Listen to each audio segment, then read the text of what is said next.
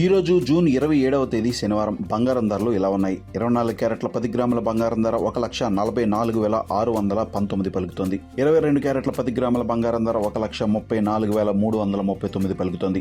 1 KG వెండి ధర 2,29,045 రూపాయల వద్ద ఉంది. పసిడి ధరలు నిన్నటితో పోల్చి చూస్తే నేడు స్వల్పంగా పెరిగినట్లు చూడవచ్చు. అయినప్పటికీ ఆల్ టైమ్ రికార్డ్ కన్నా బంగారం ధర దాదాపు 40,000 రూపాయలు తక్కువగా పలుకుతుంది. జనవరి 23వ తేదీన బంగారం ధర 1,85,000 రూపాయల వద్ద ఆల్ టైమ్ రికార్డును నమోదు చేసింది.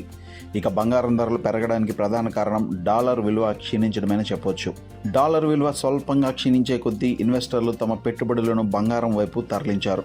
ఫలితంగా బంగారం డిమాండ్ పెరిగి ధర స్వల్పంగా పెరిగినట్లు చూడవచ్చు. దీనికి తోడు వరుసగా వచ్చిన కరెక్షన్ నుంచి బంగారం ధర స్వల్పంగా రికవరీ ఇచ్చినట్లు నిపుణులు పేర్కొంటున్నారు. మరోవైపు అమెరికా, ఇరాన్ మధ్య మళ్లీ కాల్పుల విరమణ ఒప్పందం ఉల్లంఘన జరిగి యుద్ధ వాతావరణం మొదలైంది. అంతర్జాతీయ మార్కెట్లో గమనించినట్లయితే బంగారం ధర ఇప్పటికీ $4,100 దిగువకు ట్రేడ్ అవుతుంది. అయినప్పటికీ బంగారంలో వచ్చినటువంటి ఈ స్వల్ప ర్యాలీ కారణంగా పసిడి ధరలు పెరిగినట్లు చూడవచ్చు. గడిచిన 4 రోజులుగా గమనించినట్లయితే బంగారం ధర భారీగా తగ్గింది. అయితే ఈ స్థాయి నుంచి బంగారం ధర భవిష్యత్తులో ఇంకా తగ్గుతుందా లేక పెరుగుతుందా అనే సందేహాలు ఇన్వెస్టర్లలో ఉన్నాయి.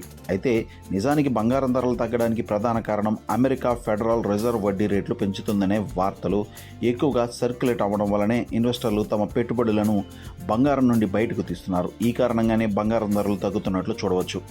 మరోవైపు దేశీయ మార్కెట్లో గమనించినట్లయితే ఆషాఢ మాసం జూలై 15 నుంచి ప్రారంభం కానుంది.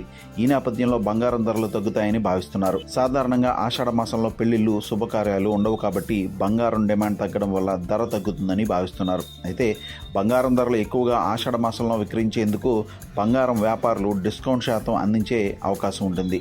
ఈ డిస్కౌంట్ ఎక్కువగా మేకింగ్ ఛార్జీలపైన, తరుగుపైన అందించే అవకాశం ఉంటుందని నిపుణులు పేర్కొంటున్నారు. అయితే బంగారం కొనుగోలు చేసేవారు జాగ్రత్తగా కొనుగోలు చేయాలని, ముఖ్యంగా నాణ్యత విషయంలో ఎలాంటి రాజీ పడకూడదని నిపుణులు సూచిస్తున్నారు.